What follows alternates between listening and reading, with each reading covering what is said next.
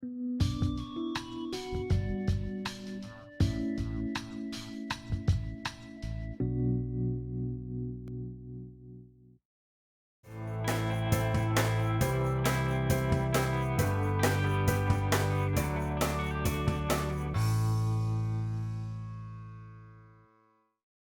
I'm Casey. I'm the creator and author of the Hanging with Casey children's book series.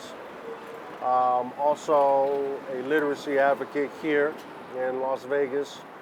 I created the book series, so I have 3 books out right now. We're working on our 4th.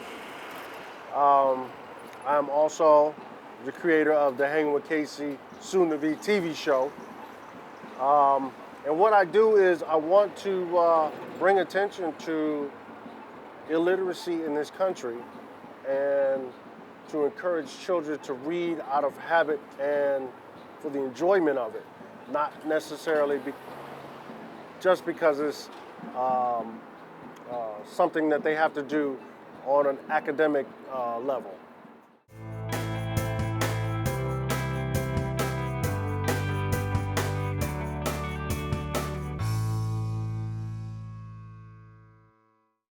But when I began to research the academic state, in particular reading levels and abilities in this country, the findings were startling, to say the absolute least. So I then began reflecting back to when I was in school.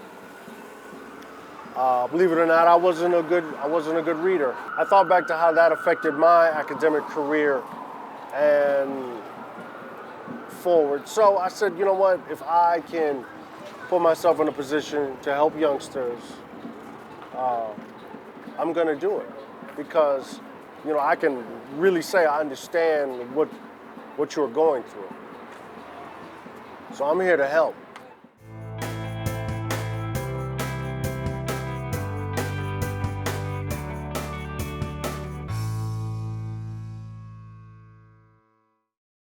That's the biggest worldwide threat, is illiteracy. Look at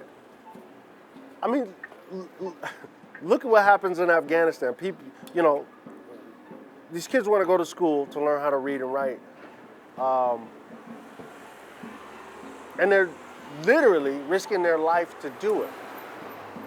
You have other countries.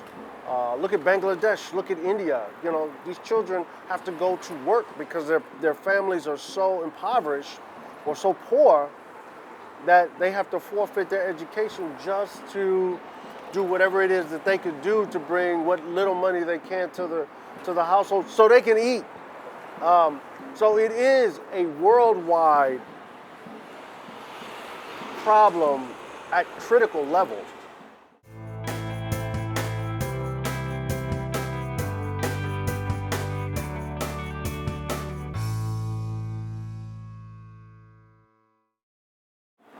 My primary goal is to have children understand why this is so important.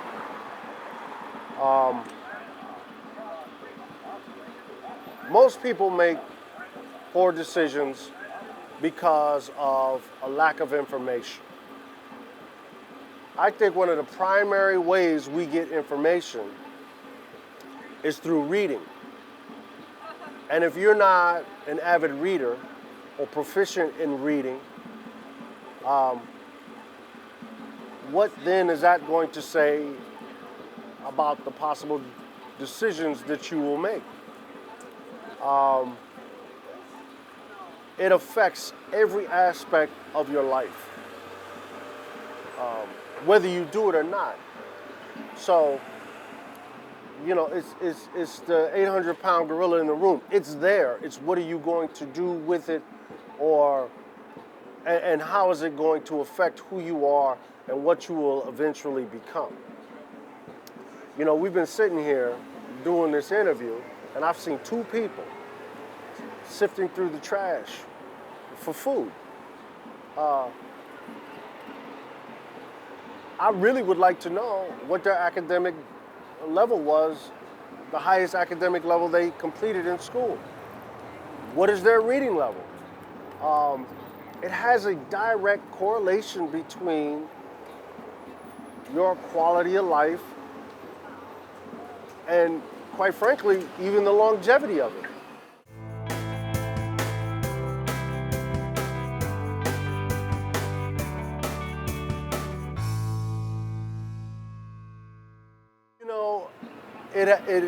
You know, technology has helped in certain ways. It has given us the ability to access information at any moment throughout the day. I could find out what happened in China right now. And that something that happened 20 minutes ago. I have the ability to be informed, to be in the know. But the flip side to that is I think that we are relying a little bit too much on it. Because, I came up before the pager and the cell phone. I had 50 phone numbers memorized. Directions, I knew all my points of the city. I knew how to get there. All you had to tell me was your major cross streets. I knew them. I think now we've kind of relied, I talk to people that don't even know their mother's phone number. They don't know it. Everything is in the phone. So if something happens to it, where are they? But for the youngsters, I'm gonna have to say, yeah, they do rely too much on it. And there are a lot of statistical numbers to prove it. Not necessarily that technology is having a direct effect. I just think that it's not being utilized in a way that can maximize a child's learning. And besides, reading a book, man, that's intimate. That's an intimate experience. You're reading somebody's thoughts. It doesn't zing, it doesn't pop. There aren't explosive colors, sound effects. So a young person could probably get caught up in the instant gratification of stimuli quicker if they rely too much on media devices, the electronic devices. Ultimately, it comes down to what the parents are going to allow their children to do or not to do. But in my very humble opinion, I would like to see less of it being used.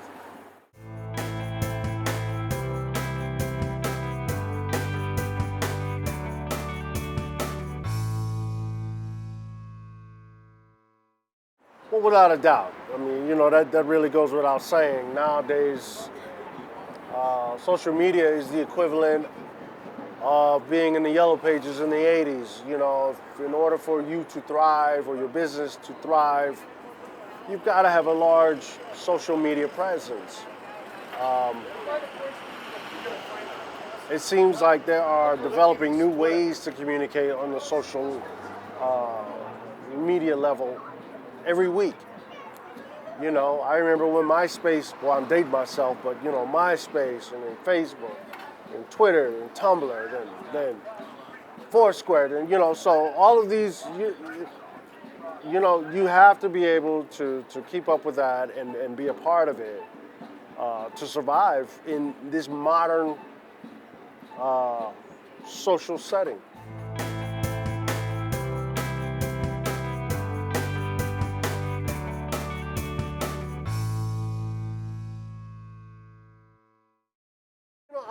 I like the accessibility, the instant accessibility. I have personal friends all over the country, and it's a way to reach out to them immediately, free of charge. If I want to know what my friend in Studio City is doing, hey, I hit him up. Miami, New York is great. I have a large extended family. Everyone's on social media, so you see who just had a baby, what the baby looks like. is instant accessibility that I really like.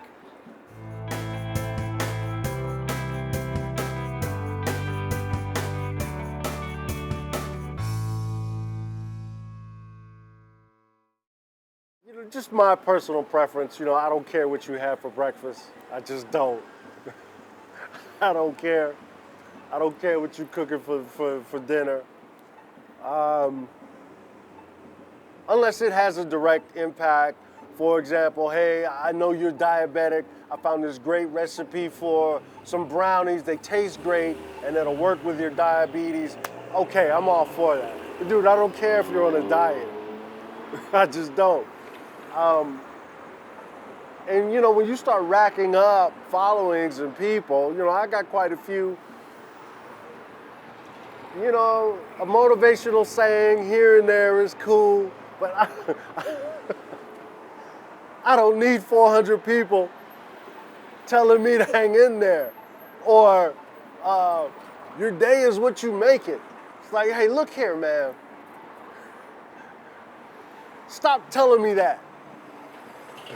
I don't want to hear it.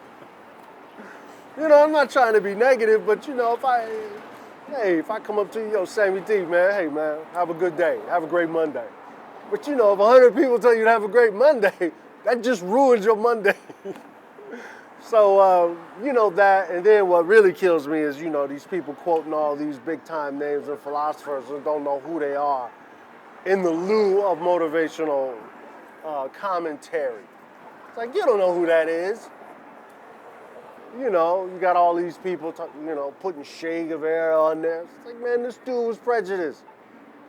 You know, it's just know what you're doing, who you're quoting, what their positions were, because, you know, a lot of that stuff will surprise you. You know, just because Jay-Z has Che Guevara on a t-shirt doesn't mean you should wear it. Or doesn't mean, you know, you agree. You know, it's ridiculous. So those are some of the things that kind of just turn me off about social media.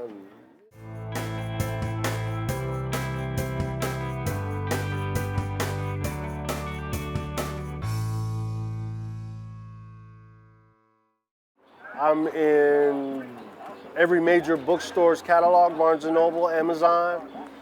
I'm at www.hangingwithcasey, that's HANGNWITHKASEY.com. And you know, I'm really excited about some of the new things that we're going to be doing in 2015. We really hope to keep the momentum going at a way that we make a larger impact on this very sensitive topic.